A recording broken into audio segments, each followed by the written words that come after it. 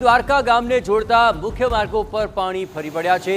રેણુકા નદી બે કાંઠે વહેતી થતા ગામમાં અવર જવર બંધ થઈ ચૂકી છે। ગામ જવાનો રસ્તો આપ જોઈ રહ્યા છો, ત્યાંથી પાણીનો ધસમસતો આ પ્રવાહ અને ભારે વરસાદને પગલે તેને કારણે જનજીવન પ્રભાવિત થઈ ચૂક્યું છે।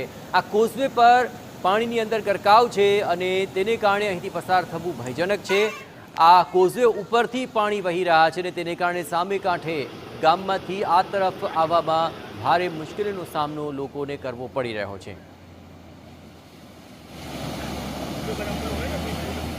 આ જે બ્રિજ છે એ રાણ ગામનો છે અને જ્યારે વરસાદ થાય ત્યારે આ બ્રિજમાં અવારનવાર ઉપર પાણી આવી જાય છે।